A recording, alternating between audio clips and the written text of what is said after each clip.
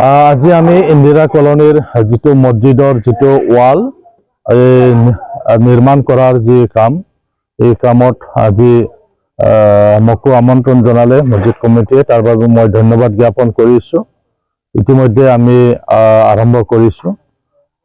প্ৰমোদ বড়ো ডাঙৰীয়াৰ যিটো চৰকাৰ আছিলে, কাউন্সিলৰ চৰকাৰ, সেই চৰকাৰৰ দিনত তেখেতে আলাৰী চাৰাং বিথাংকি নামেৰে ধৰ্মীয় অনুষ্ঠানবিলাকক 2 লাখ তেখেতে আৰ্থিক অনুদান আগবঢ়াইছিলে। মছজিদক দিয়া হৈছিলে, মন্দিৰক দিয়া হৈছিলে, গীৰ্জাক দিয়া হৈছিলে, বিভিন্ন ধৰ্ম অনুষ্ঠানবিলাকক দিয়া হৈছিলে।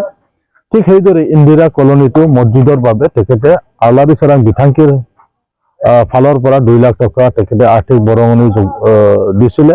আৰু সেইটোৱে আজি মছজিদ কমিটিয়ে ইয়াত মছজিদৰ যিটো বাউণ্ডাৰী ৱাল নিৰ্মাণৰ কাৰণে তেখেতসকলে চিন্তা কৰিছে আৰু ইয়াৰ কাম লৈছে। এইভাবে মই প্ৰমোদ বড়ো ডাঙৰীয়াক ধন্যবাদ জ্ঞাপন কৰিছোঁ।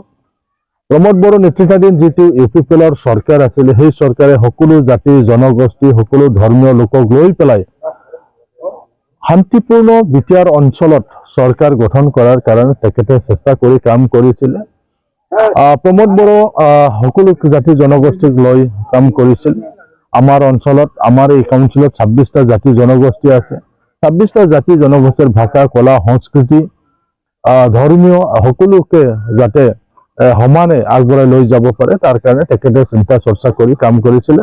তেখেতৰ দিনত বিভিন্ন আমি আঁচনি দেখিবলৈ পাওঁ। সেইদৰে ধৰ্মীয় অনুষ্ঠানবিলাকতো তেখেতৰ চৰকাৰে প্ৰথমবাৰ কাউন্সিলত আলাৰী চাৰাং বিথাংকি নাম দি পেলাই তেখেতে ধৰ্মীয় অনুষ্ঠানবিলাককো আৰ্থিক সাহায্য তেখেতে প্ৰদান কৰিছিলে। তাৰ বাবে মই তেখেতক ইন্দিৰা কলনীৰ মছজিদৰ হৈ পেলাই আৰু মোৰ সমষ্টি হৈ পেলাই মই তেখেতক আজি এই কাৰ্যসূচীৰ যোগেদি মই তেখেতক ধন্যবাদ জ্ঞাপন কৰিছোঁ।